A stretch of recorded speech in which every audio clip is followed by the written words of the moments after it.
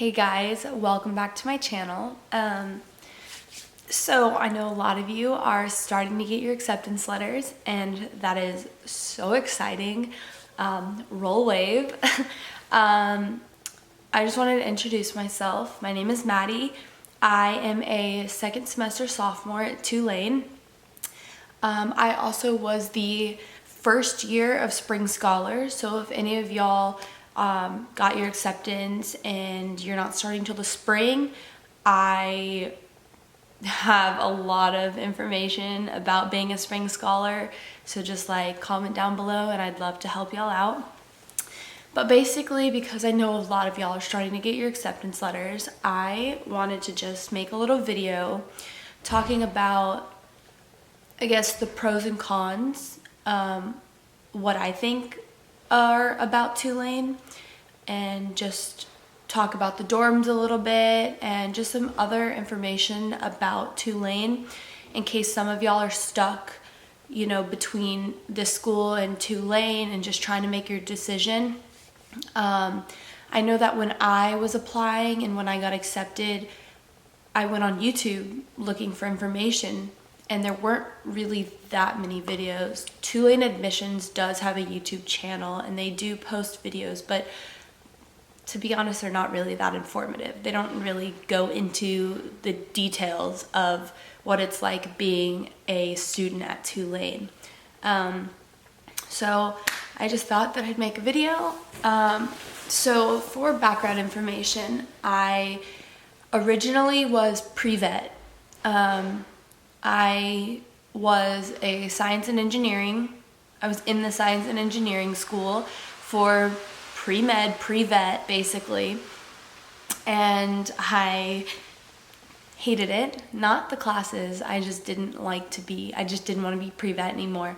So now I'm a liberal arts major and I'm a double major in film and digital media productions. So if that's relevant to any of y'all and y'all have questions, I'd be happy to answer it. Basically though, I just want to get into, I made a list. So starting with the pros, I love everything there is to love about Tulane. It was my number one. It was I did early decision because I only wanted this school. Like every other school I toured, I just didn't like. I just didn't have a bond with it. And I kid you not when I say this, I took one step onto campus and fell in love. I did everything you possibly could to try and show interest in this school because this was the only school I wanted. Starting off with pros, it's the best city. Like New Orleans, although it's in the South, which I know a majority of the student population is from the North, it's a melting pot of cultures. There's amazing food, there's amazing music, there's amazing arts, history, culture. The city is amazing, and there's always something happening. Always, whether it's on campus or off campus, there's always something happening. Parades, festivals, I don't know, art shows. There's always something to do. So there's never the worry about being bored. Let's see. So on top of the topic of always having something to do, on campus there are a ton of clubs and activities and extracurriculars and a bunch of things to do. I couldn't tell you how many clubs there are. On top of that, Riley is the gym. We do have, it's part of the tuition, but Riley has a bunch of classes, exercise classes, dance classes, workout, Pilates, yoga, paddleboard yoga. Like there's so many things to do, which is really, it's awesome. It's so nice. Let's see. Another pro that I really liked specifically is the small class sizes. I went to a private school high school. I went to private school from kindergarten to 12th grade, and so my class sizes were always small, like 20 people, 30 people. So that was one of my big fears going into college, was being in such a big class that the teachers don't know your name, because that was all I knew, was small class sizes. Everyone knew everyone, all the teachers knew you. But at Tulane, it's not like that, except your intro level classes. So like cell bio for freshmen, that's a class of 100 something, and like chemistry, that's a class of 100 something. I think calculus too, but those are just because they're your like intro classes, sort of. All my other classes were tiny, super tiny, like 15, 20 people. The teachers know your name. The TAs, if your class has a TA, knows your name. All your classmates know your name. That was a really big thing to me and really important to me, and so I love that Tulane has that.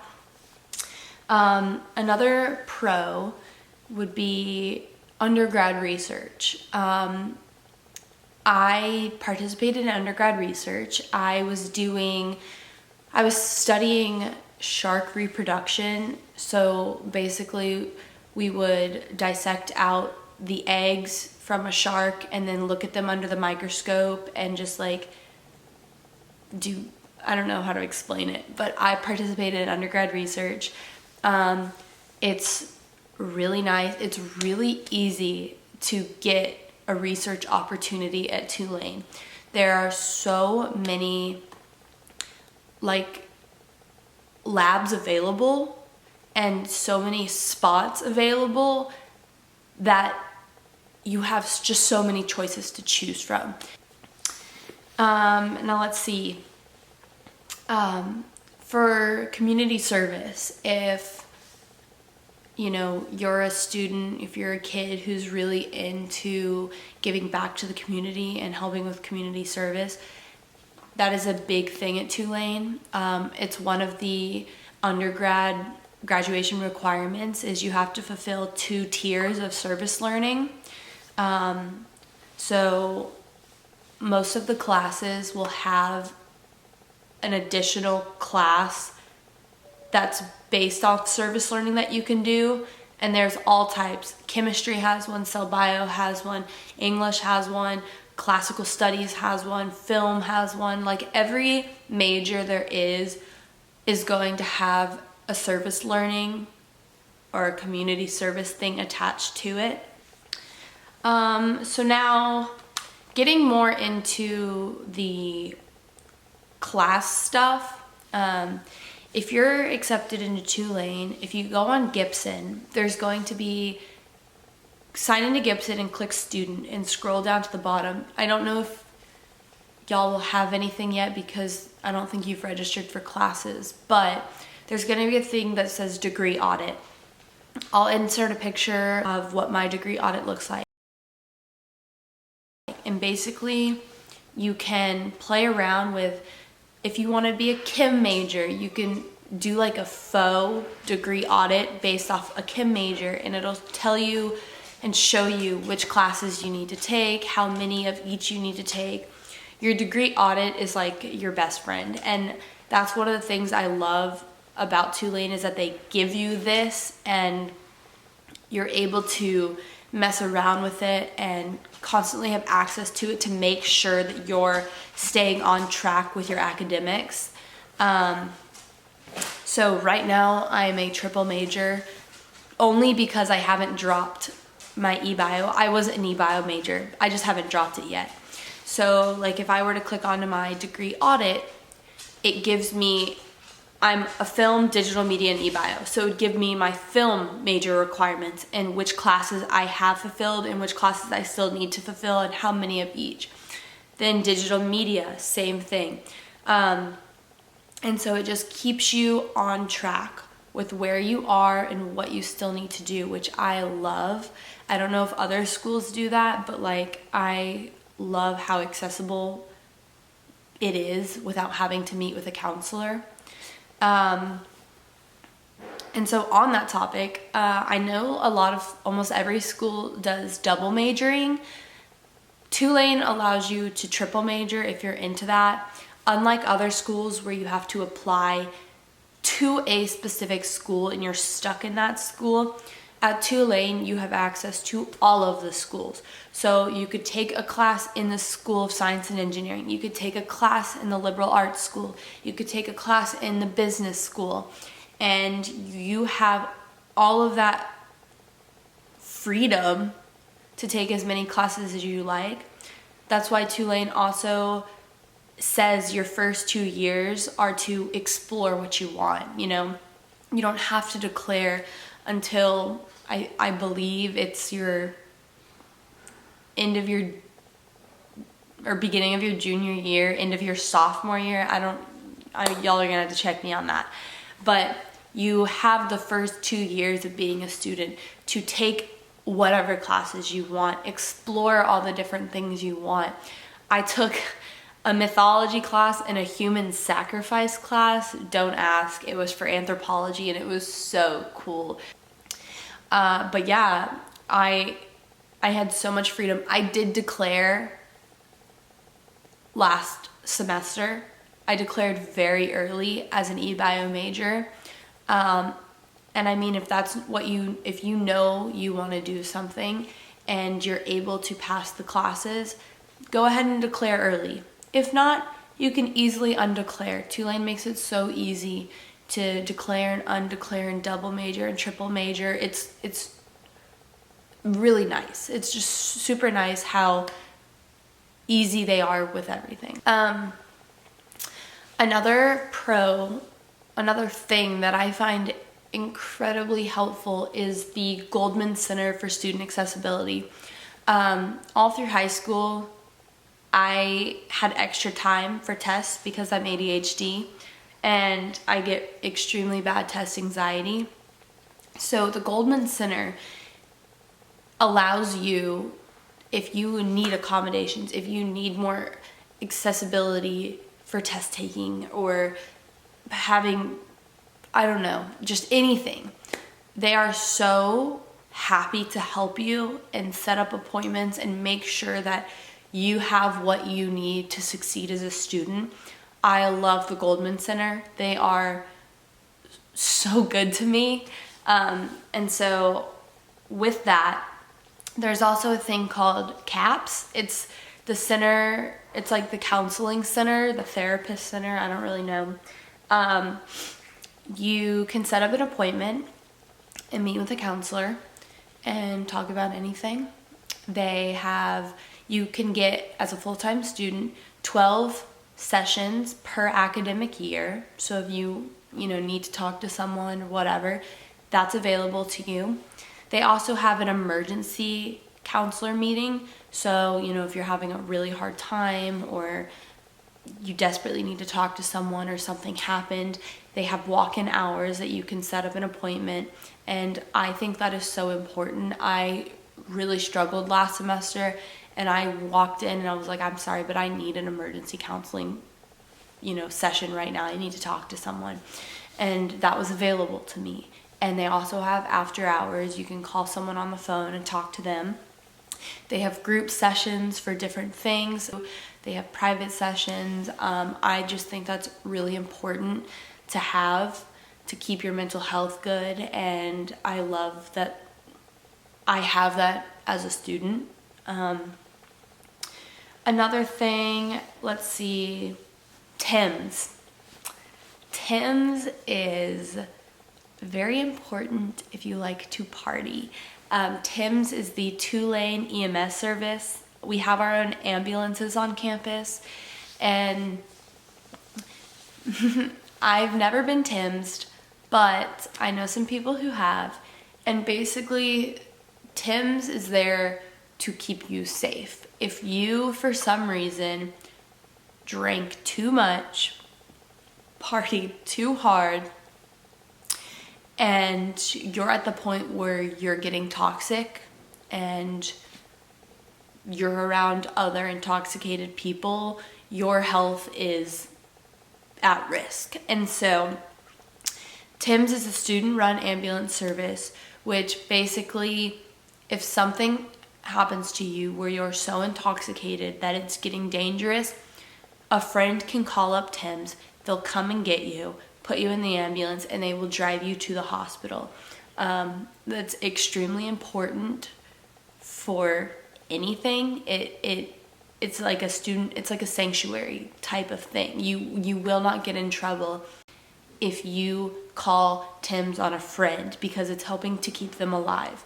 So, I think Tim's is a great thing to have on campus. It's brilliant. So that's a big pro. Now, sort of onto the sorority, fraternity stuff. Rushing sorority, fraternity stuff is a big part of campus, but it's not that big. And so if you're worried about, if you don't really want to rush, if you don't really want to be part of a sorority or a fraternity, it's not that big of a deal. It's not going to destroy your social life. I am not rushing. I am not part of a sorority. That has never interested me. I still have access to all of the parties and all of the semis because I know people. And so if there's a wristband party and I know someone, they could get me a wristband. Or I got invited to my first semi a few weeks ago because I know somebody. So if you're worried about, should I join a sorority? Should I join a fraternity? It really is if you want to be part of that group or not, but it does not matter. It's not going to affect you. No one's going to judge you. Oh, you're not part of a sorority. It's not like that at Tulane. Everyone is inclusive, and you can go to all of the parties if you know somebody. I know that a lot of newly admitted people have reached out to me based off my other YouTube videos, and that was always a question they would ask. You do not have to join to not, you can be fine without joining. So those are some of the main pros that I think are important about Tulane. The teachers, the professors are amazing. The class scheduling, room choices when you're picking rooms, everything is so easily laid out. And if there's a problem, they always, any building you call, they'll always answer the phone, they'll always help you. Tulane wants you to succeed as a student and thrive, and they make everything so easy and just great. I just love Tulane. I love everything about my school. I am so glad that I'm a student at this school. So that's some of the pros. Now, to get into the cons, I'm not going to say things that are my opinions. I'm going to say things that are facts because everyone can have different opinions. Starting off, obviously the cost to attend Tulane is a big thing for people, especially if you don't have financial aid or scholarships. So I know that's a big thing to keep in mind when you're making decisions. But yeah, that's just one of the cons I wanted to say. Another con, I feel a little weird saying this because I don't want it to make Tulane look bad. But the upkeep of their dorms is not the greatest. A lot of the dorms on campus are very old. And the freshman dorms specifically are disgusting. So I lived in Butler my freshman year, and they're typical freshman dorms. It's typical college experience. The dorms grow on you. You end up loving the dorms and the people on your floor and everything. But the communal bathrooms are definitely something you have to learn to just deal with and just get in there, take your shower, get out, and be done. I don't know how it is in other dorms like Sharp and Monroe, but I know in Butler, we, for some reason, had a really bad problem with mold growing on the shower curtains. I'll insert some pictures here.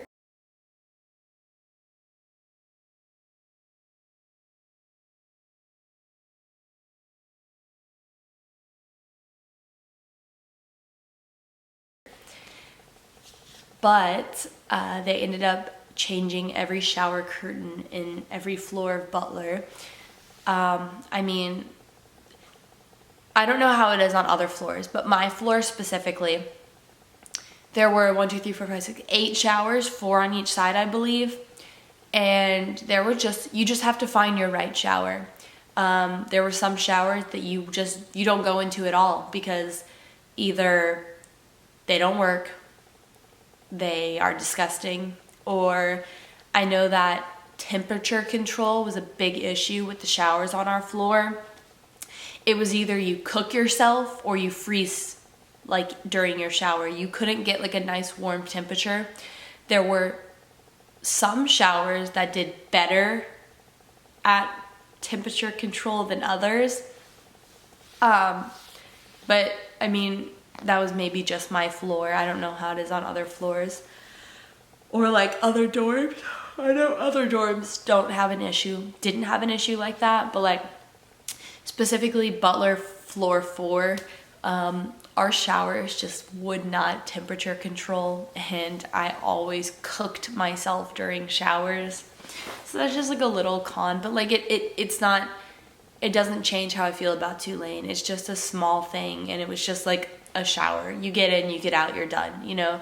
And if it's really that big of a deal to you, I know Riley has private showers that are really nice. And so there were a few times I definitely considered grabbing my shower tote and my shower shoes and walking across campus to take a shower at the gym, because the communal bathrooms are just really gross. Like, that's just how it is. You get your shower shoes and you take your shower and you be done.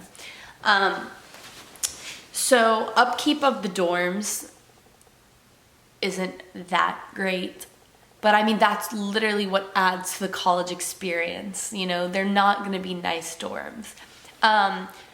Sort of on that topic, there's a thing called service waive, where if you break something in your dorm or the AC's not working or something's not working, you can put in a request for a service waive and they'll come and fix it.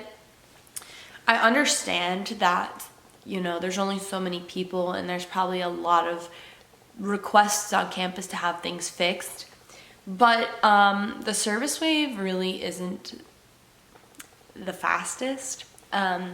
My roommate and I put in a service waive request for our air vent, and they showed up 3 weeks later with no warning. My roommate was actually asleep because it was in the morning. She was asleep and did not have clothes on under her blankets, and suddenly she wakes up to a service wave man just opening our bedroom door and walking in. So I mean, that's that. I know that they will knock and come before, but I mean, if they knock and you don't answer, I'm assuming that they're assuming you're not in the room and will come in. So that's just another con. It's not that big of a deal. If you just keep putting in requests and annoying them, they'll show up. So Bruff is, okay, this one's gonna be an opinion. Bruff, in my opinion, is a massive con. I hate Bruff. I despise it. I have not gone to Bruff. I did not go to Bruff more than 5 times last semester. I would not go into Bruff. Specifically because they're cooking for so many students all day long that the food is just bad. It's just, they have a problem with cooking their meat. They just, for some reason, cannot cook the meat. There have been so many situations with raw, undercooked meat being given to students. I'll insert pictures here.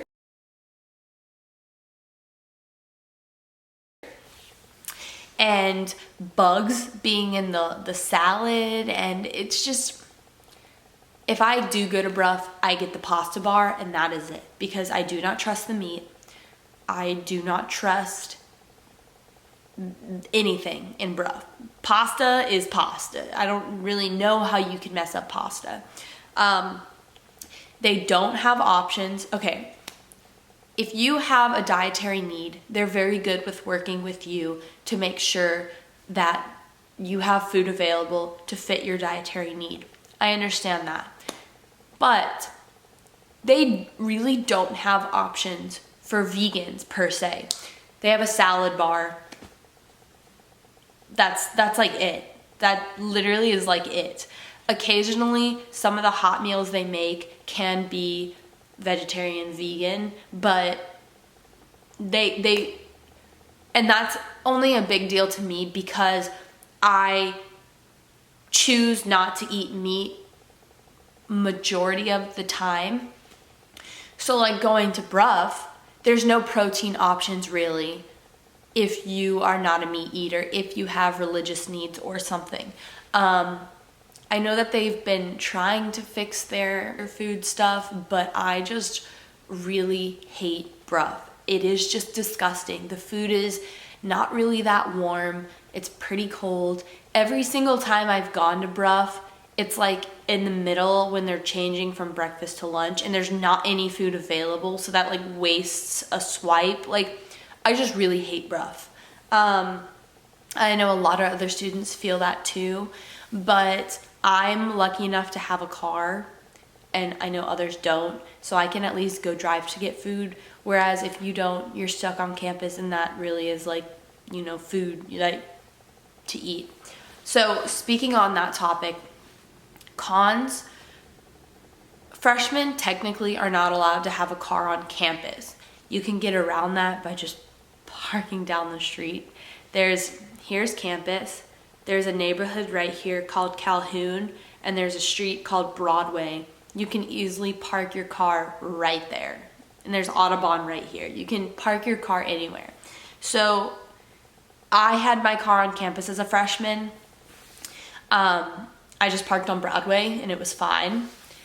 I have a parking pass this semester because New Orleans does flood, and it really made me nervous leaving my car on this very busy street that flooded, so that's why I bought a parking pass this semester.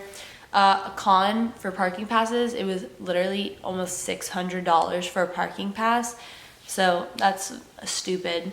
But yeah, on the topic of food in cars.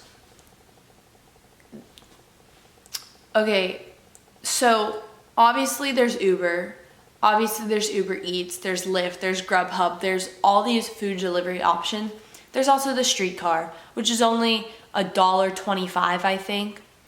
But there's not really many...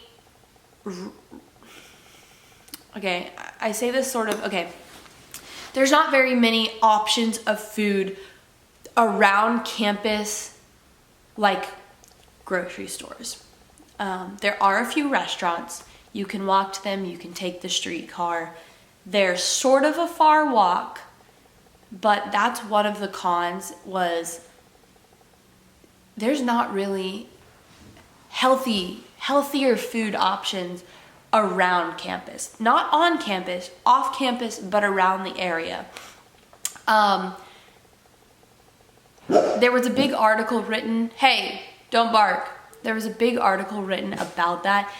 There's not really a grocery store close by. Like, I do not believe, there's a Rite Aid about like 2 miles away, but you know, it's a small Rite Aid. It's not like a true grocery store. So I know that's one of the big things, is like there's not really an accessible grocery store, a healthy foods restaurant close to campus, some miles away.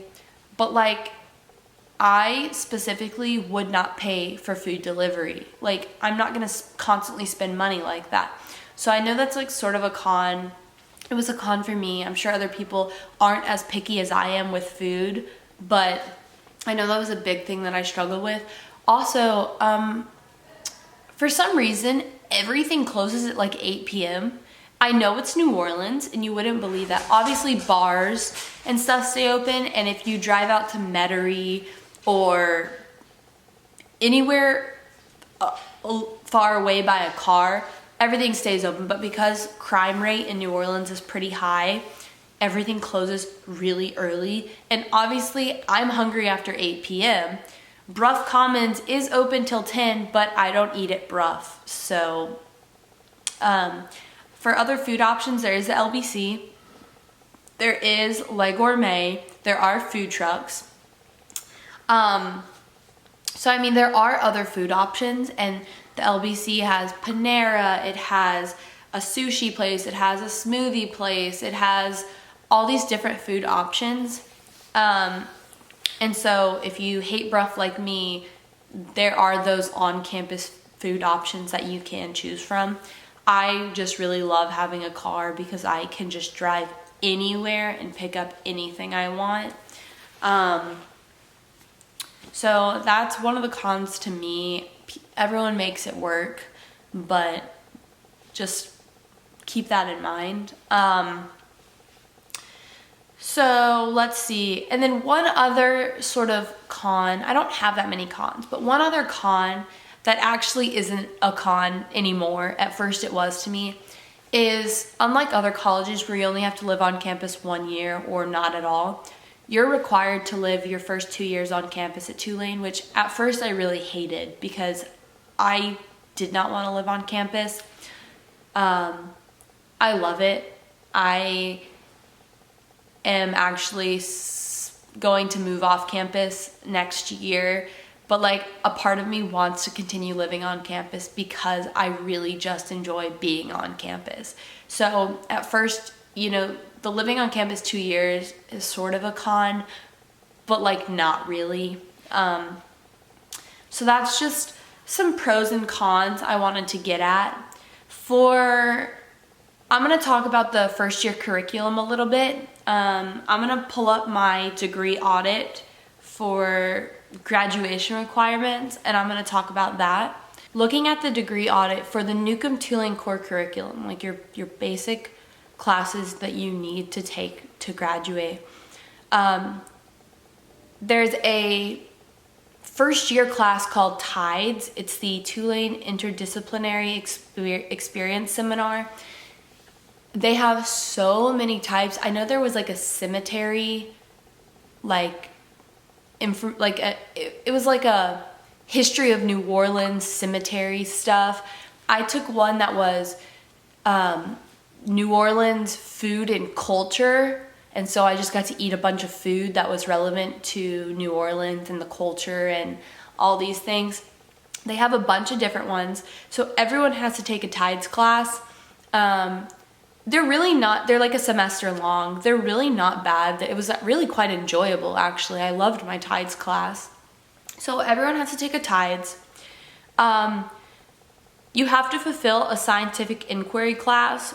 So for science and engineering, the School of Science and Engineering, you have to take a calculus, whether it be Long Calc 1 and Long Calc 2, which are year-long classes, or just your regular calculus semester-long class. And then you have to take one more after that, which most people do statistics for scientists or Calc 2. You have to do 2 maths. For the School of Liberal Arts, you have to just do one class in either a philosophy, or it wasn't a philosophy, it was like a language math. I don't know how to explain it, but you just have to have one class in a math or a philosophy to fulfill that. For your science with lab, I did eBio 1010, which is diversity of life, which is what a majority of people do to fulfill this. If you're not a science major, eBio is a really great first year class to take. It's a grade booster. The lab is fun. It's just a great class. So I took eBio 1010 in the eBio lab, and then you have to have an additional science or math class. So I did eBio 2020, which is the next level eBio, because eBio was my major. You can do any type of math or science class you want as long as it just fulfills it. So that's what I did. Then here's where I got a little bit confused, and I sort of messed up my schedule by taking the wrong class. For all of your cultural knowledges, you have a cultural knowledge in humanities, you have a cultural knowledge in fine arts, you have a cultural knowledge in social science, which you need 2 of, and then you need cultural knowledge perspective for Western traditions and outside Western traditions, such as an international perspective.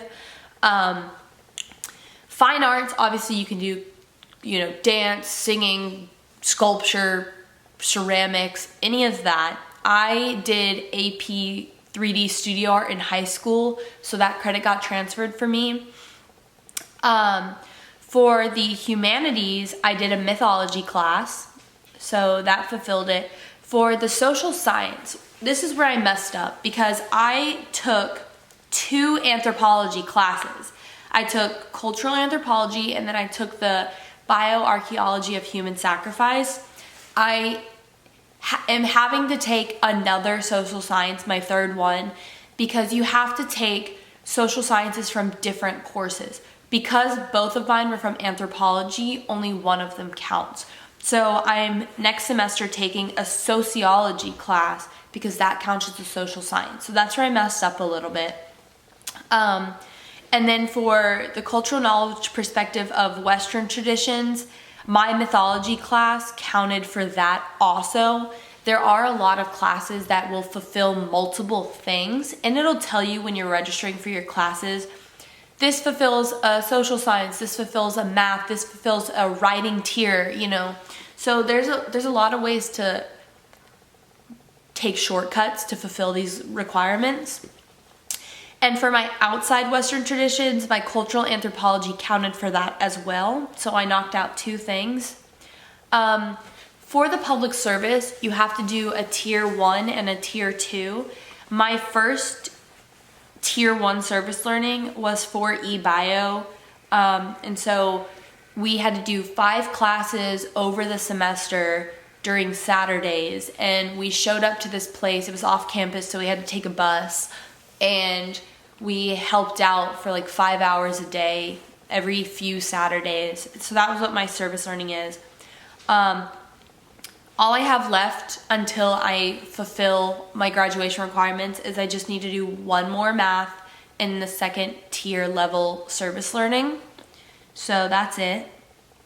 But you can sort of see on my degree audit down, it says like the liberal arts school requirements, and it shows me which classes I can take and how many I need to take to fulfill this specific course. So the degree audit is really your best friend. Now, on to the topic of dorms.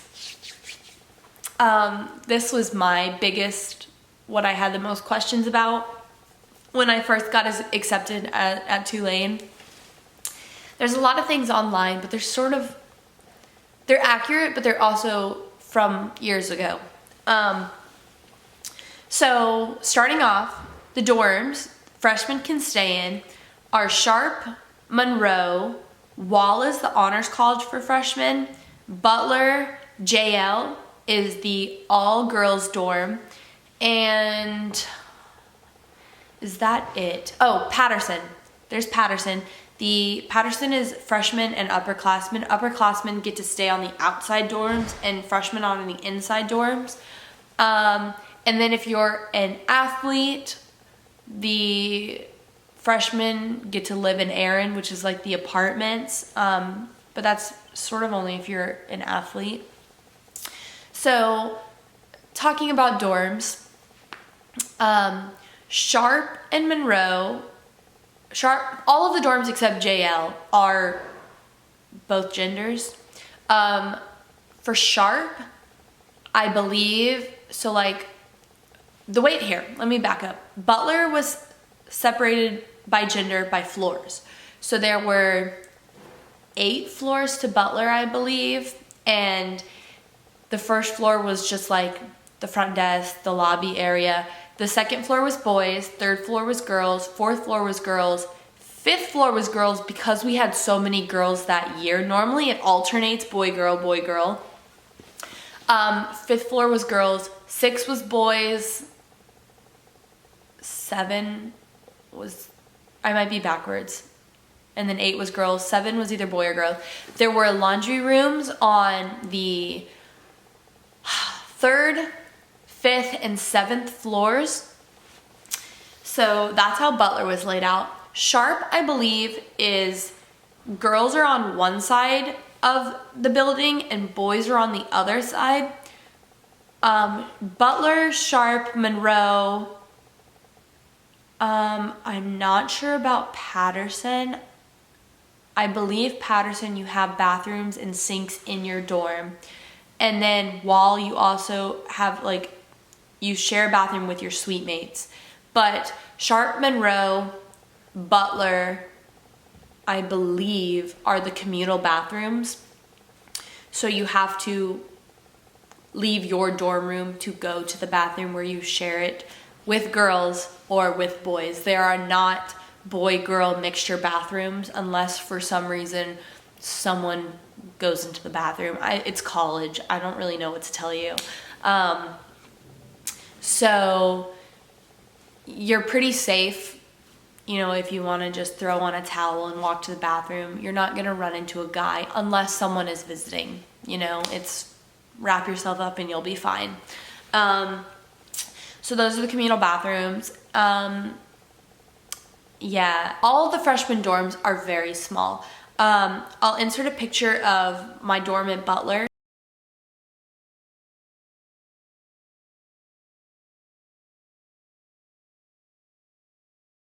And if I can find pictures of Sharp and Monroe, I never went in there because those just weren't my dorms and they were sort of far away from where I was. But you know, you're gonna have the roommate unless for some reason you get a single. I don't believe Sharp, Monroe, or Butler have single rooms at all. I think only like the upperclassmen dorms are gonna have single rooms. Upperclassmen dorms include outside rooms of Patterson, Greenbaum, Weatherhead, Willow, where I live, Warren, and Aaron. And Irby and Phelps. Irby and Phelps are the 2 dorms that are 8-person suites, and then they share a bathroom. It's 2, 4, 6, 8 with 1 bathroom. Willow is where I live. I share a bathroom with my suite mate. But yeah, the freshman dorms are freshman dorms, you know. It's all about the college experience. They're small, they're crappy, they're gross, but like, they'll grow on you and you'll learn to love your dorm. I loved Butler. Best first dorm I ever could have had. I had the best roommate. I had the best roommate friends. She introduced me to her friends. So yeah, I mean, I sort of got through a lot of the things I wanted to just bring up because I know I had a lot of questions about what are pros, what are cons, what are the dorms like. The beds are twin XL, so I would highly recommend buying a mattress topper because the mattresses are awful. Mattress toppers are the way to go.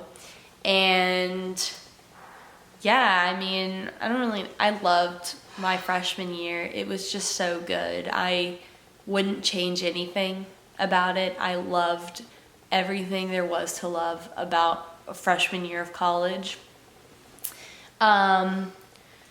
Let's see. Okay, I'm gonna talk a little bit about things for spring scholars. So like if you're a regular fall admit, you know, you can click out of this video. If you're a spring admit, I just want to give you some tips and stuff. So my fall semester that I was off, I know there were options. I know Tulane gave options to go on trips. It was way overpriced, and I don't even think you were getting credit for it. So like, it was just a waste of time. I know that a big group in my year found this school in Rome, and everyone did the Rome trip. I think Tulane might have started including that as things that you could do as a spring scholar.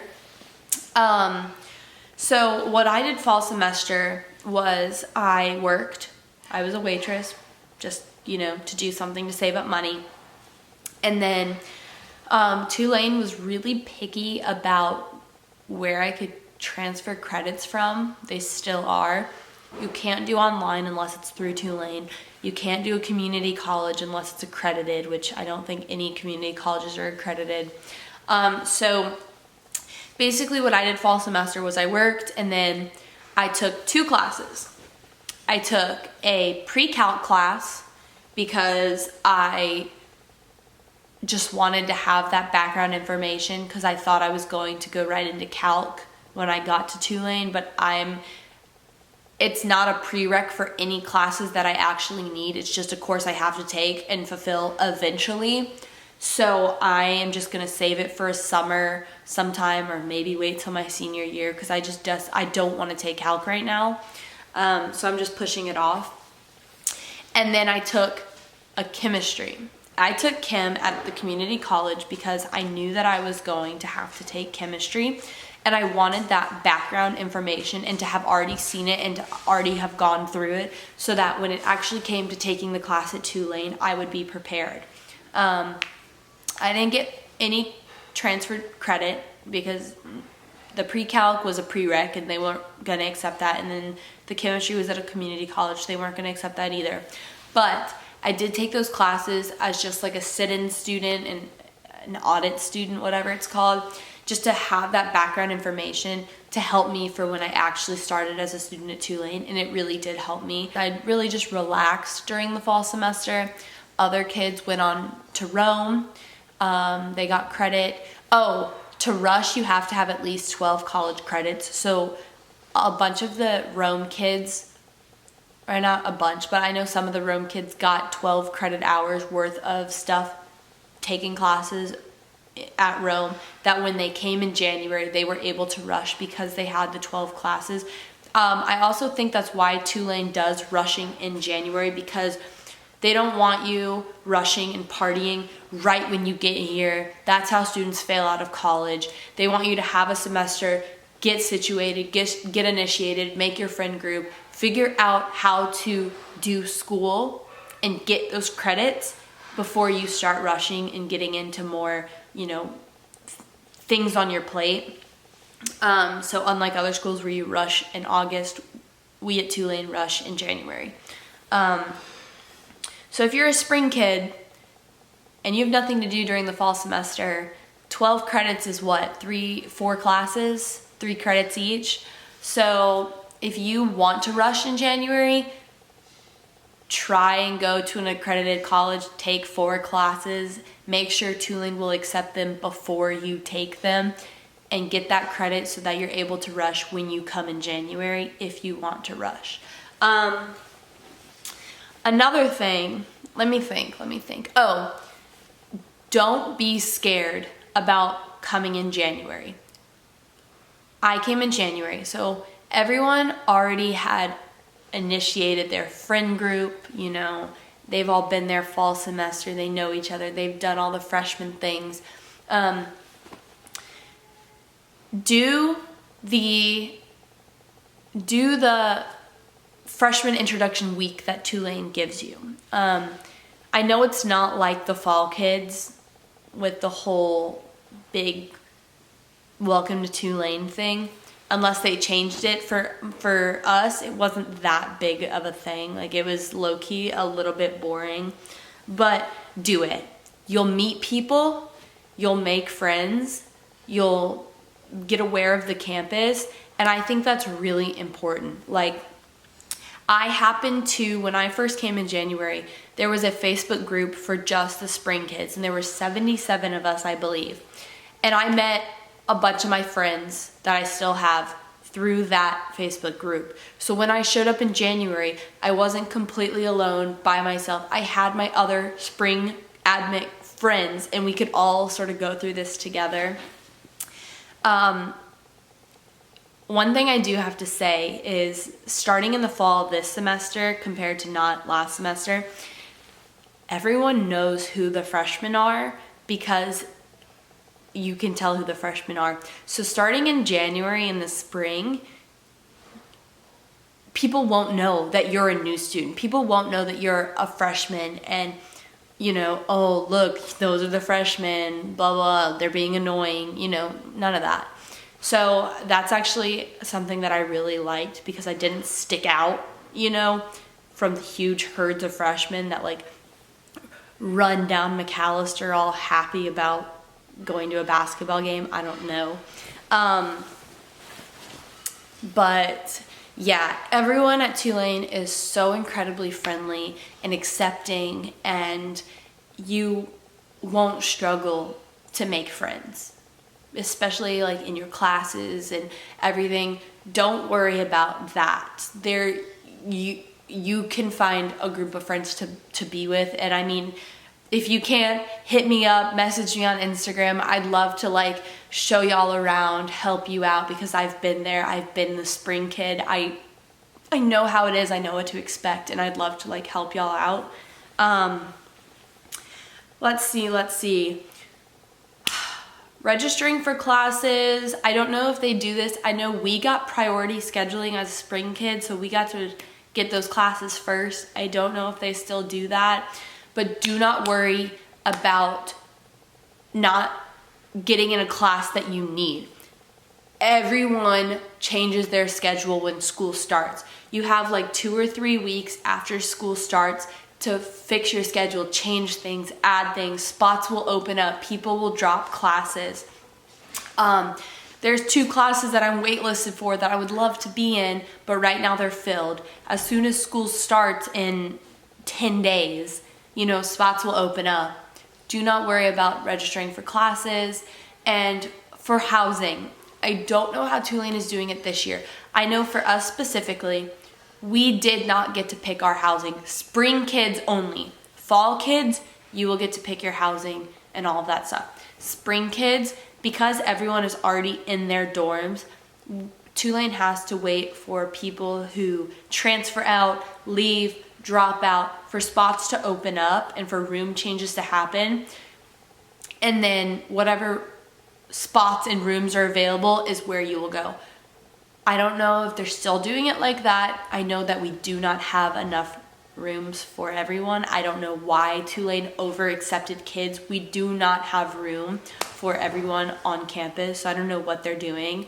But in my year, we did not get to pick. We just got put in spaces that had open rooms.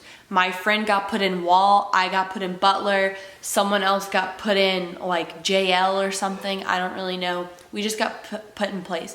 You can room change if you hate your roommate, if you hate your room, if there's whatever. Room change process is really easy.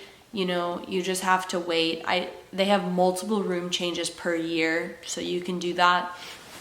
And then let's see, what else is there? I mean, I don't know. I think that's it for spring kids stuff. Yeah, I don't know. If y'all have any specific questions that I didn't cover, I'll link my Instagram down below. You can say it in the comments. I'll be happy to answer any specific questions y'all have that I didn't cover. But I just wanted to get this video out for any newly admitted students, any prospective students that, you know, are sort of stuck between one school or the other. Tulane is an amazing school. They want you to succeed. They want you to thrive. I love my school. It is the only school I wanted to go to. So I hope this video helps someone out or helps a little bit. But yeah, I hope y'all enjoyed. Check out my other Tulane videos. But yeah, roll wave, and congrats on y'all's acceptance if y'all got accepted. But yeah, thanks for watching, and I will see y'all next video.